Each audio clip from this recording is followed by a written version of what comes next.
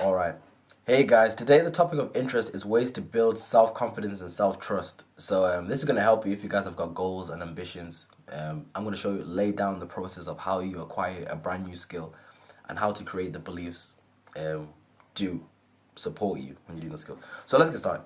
Right, so there's a four-step process that we all go through when we're trying to acquire a new skill and we're trying to achieve our goals.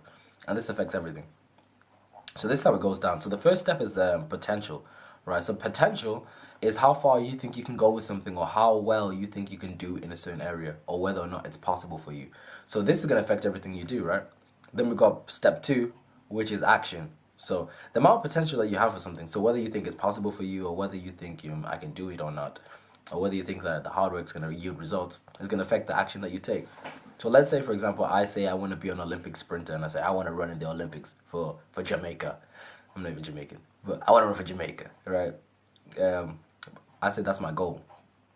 But the potential I have of myself, or the view I have of myself, is I don't think it's possible for me. I'm not the quickest. Even if I work this hard, I don't think I'm going to make the team, right?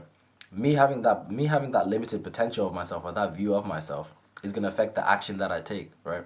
So because I don't think it's 100% possible for me to do it, right, it's going to affect the action. So I'm not going to go to training. I'm not going to go hard in training all the time. I'm not going to stick to my diet when it gets tough. You know what I'm saying? It's going to affect the action I take. Right? I'm not going to be fully committed and fully immersed in the cause.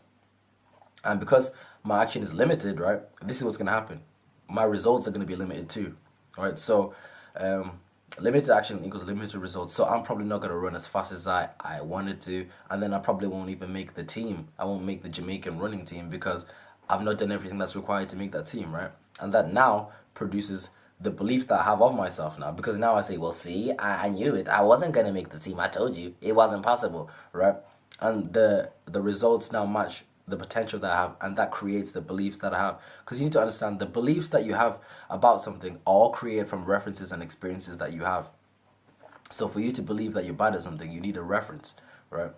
And that's how you create reference. So that's how we get in a vicious cycle. So sometimes when we're going after our goals and we're busy pushing ourselves to do stuff, we're getting a bit of a rut, right? And then this whole cycle continues. So like I said before, you get the rubbish results, right? And then that forms a belief. That creates a belief. Now you got a reference to that belief and say, see, I told you can't do it. So, and maybe you'll watch all these videos that say, don't give up on your dream, don't, keep going, you gotta keep pushing when it gets tired. And you will keep pushing, but you wouldn't have changed your potential. So it'll start all over again. So you'll be back at that potential level again where you think it's not really, subconsciously you'll be like, it's not really possible for me.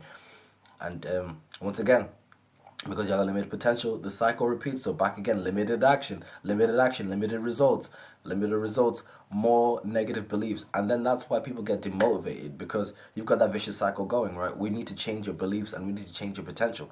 So how do we do that, right? So how do we create references to tell us that, it's possible for us to achieve the dream that we want to do? And this is one of the most effective ways I've found works, and this is through visualization. So it's important you learn to visualize things, right? Visualize the goal that you want, and visualize yourself achieving that goal and doing it on a consistent basis. The thing about visualization is a lot of people don't do it consistently. So when I say visualize, I mean like you want to close your eyes and you want to see yourself doing the thing that you want to do, and you want to experience the emotion behind that. Because what that actually does, right, is it's rewiring your subconscious mind.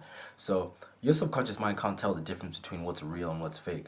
So if you keep viewing that image in your head over and over and over again, your subconscious is really going to start accepting it and start believing it as true, right? It's going to believe that it's natural. It's going to be like, this is inevitable. This is what's going to happen, all right? And once you've got that, right, that's going to change the level of potential that you have for yourself, the cap that you have for yourself. And once you have that cap, once your cap is full, so once your potential is like, I know for certain that I can do this, I know for certain that I'm gonna get the results and I put in the work, right? That's gonna affect the action that you take. Because if you know in your head, or you believe in your head that 100% that you can achieve that goal if you stick to the plan, you do it. You stick to it. So you stick to the diet, you stick to the work, you do the running, you do it when you don't feel like it, right? And then the results will show and prove to you that, it's possible. If I put my mind to something and I stick to the plan, I will get the results. And then the results create new beliefs, right? And it's more empowering. And now your self-concept and your view of yourself increases, and then it starts all over again, right? And you got that good cycle going. And now you got a good vortex of success going. and you got the momentum. And it's through visualization that you create that. And one prime example is I was reading somewhere about the guy who did the 4 minute mile, the first guy to do it. The first guy to do it at the time, right? They were told, like, it's impossible to run the 4 minute mile. Nobody can run it that fast, right? But there was this one guy who believed it was possible for himself. So he used to visualize himself doing it, visualize himself running the mile in under 4 minutes. And eventually he went out there and he did the training required to do that, right? Through that visualization, he started believing that it was possible for him. And when he did all the running, he did all the training, and then eventually he did that run, and he did it in under 4 minutes, and everyone marveled, like, wow, I didn't think it was possible. But the only reason he was able to stick to the training for like the 4 minute mile, to be able to do that, was because he believed it was possible for himself. If he didn't believe it was possible, he wouldn't have done that 4 minute route, right? And the funny thing was this: after he did the 4 minute mile, I think within 2 years, 37 other people did the 4 minute mile as well. So they run the mile in 4 minutes. And now today, you got like kids who are like teenagers, 13, 14, running a mile in under 4 minutes, right?